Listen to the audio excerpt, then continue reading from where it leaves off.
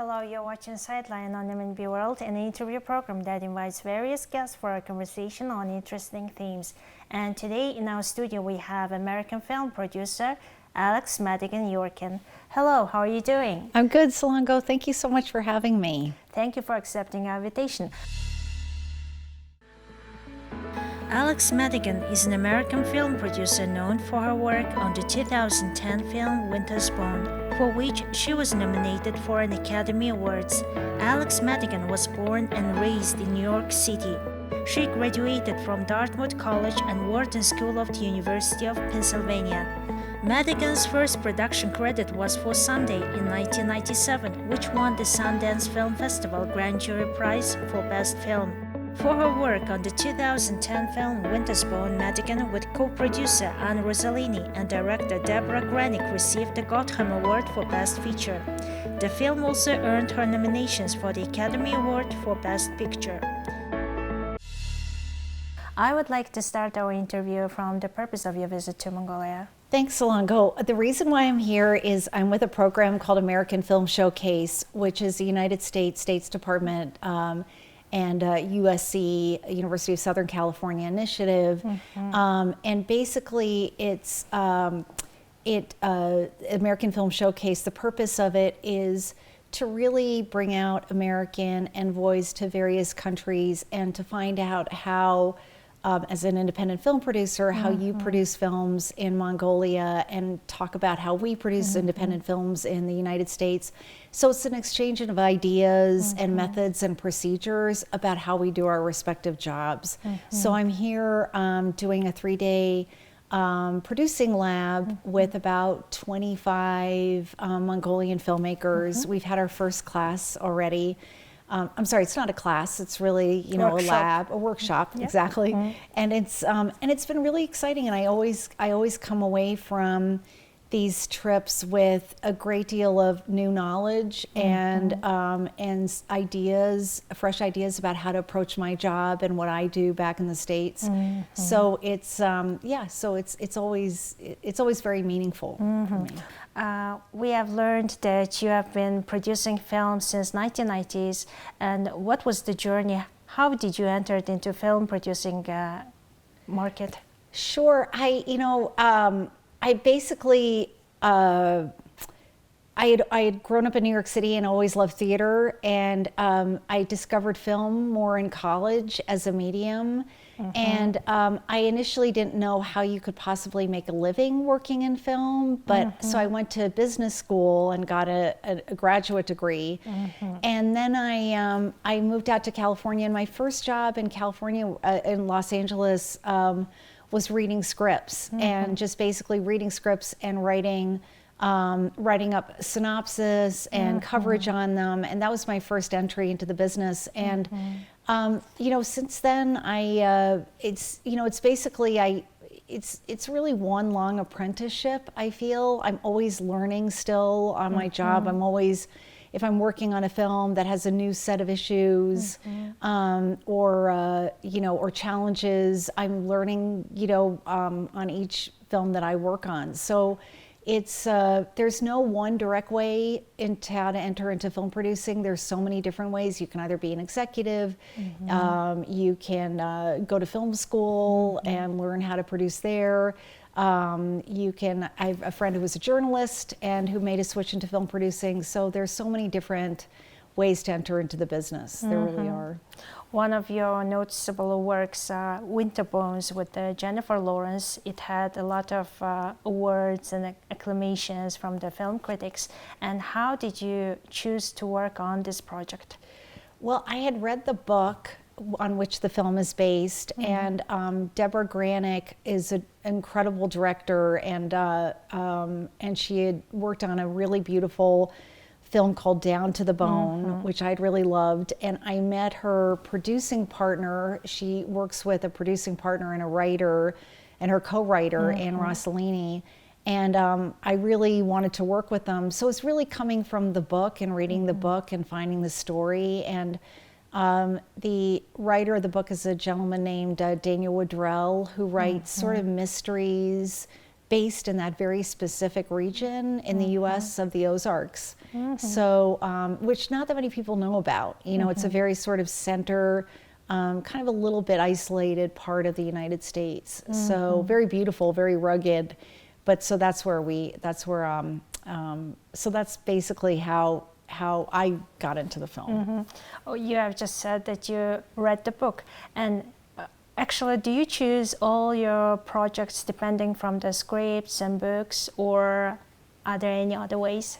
It's such a good question. Yes, I mean, you're right, predominantly it's either comes to me or I find it in either a script or a book. It also can be a remake of a film too. I worked a couple of years ago on a film that was made for Blumhouse that was based on a German film that was already made. So it can come from various different sources. Sometimes it comes from a writer, director who I have a good relationship with, and we want to work together, and they'll bring me something, an idea too. So, so yeah, there are so many different ways I think to enter into a film as a producer.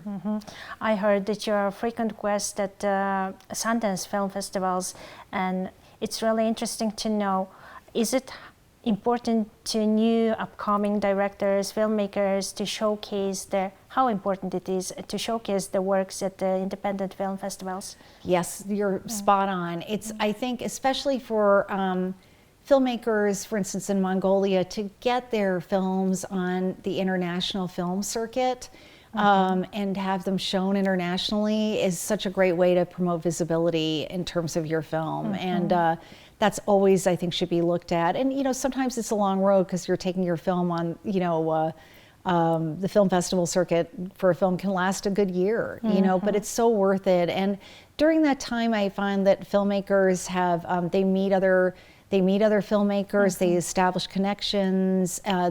connections with international producers, which makes their next film easier to get off the ground. And I worked on a film that shot in Lebanon, this film called 1982, and it really played the festival circuit for a long time and won quite a few awards. And so that just helps the film's publicity when it's eventually released too. When we think about the Hollywood and filmmaking industry, about directors or filmmakers, they are mostly male.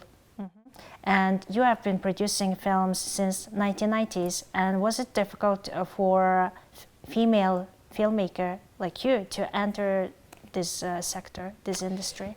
You know, it was way back when. I think there have been so many initiatives that have really helped females, especially women behind the camera, which I think is so important, female filmmaker, you know, female directors. And it's, you know, I think the thing is people want authenticity in the stories that they're telling. So when they have like a film that's really from a female voice or perspective, they don't really want a man working on it, you know? So it really, I think it's increasingly throughout the years, independent film producers in particular have been really so dominated by women more and more. And I think a lot more women are coming up in terms of directors too.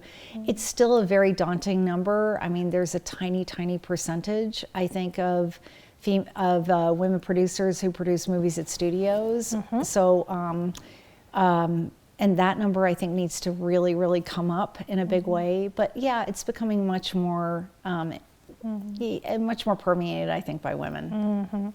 I know that you have visited the Golden Gear Festival that is taking place right now in Ulaanbaatar. And have you had a chance to see any Mongolian productions?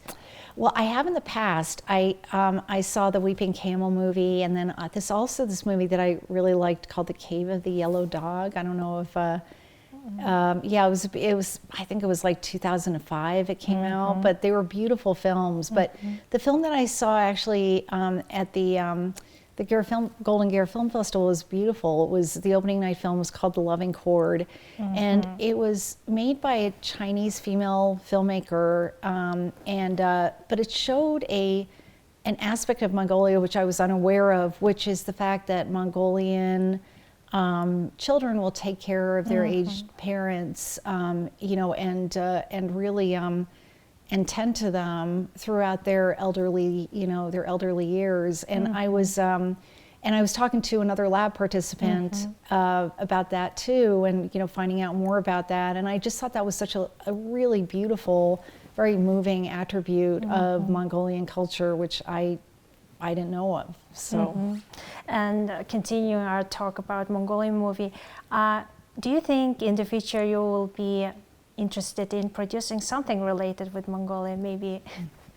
Well, I'd love to. I think the purpose of American Film Showcase, though, is very much of like encouraging people to tell their own story, because as an American filmmaker, it's hard for me to really understand the nuances and the subtleties of Mongolian culture. So if anything, I would team up with a Mongolian filmmaker, I think, to work on something like that. But it's very much I think there's so many resources and so much beauty, and so much, from what I've seen so far in the workshop too, so much genuine passion for the form and the craft of filmmaking that it's really been wonderful to witness that.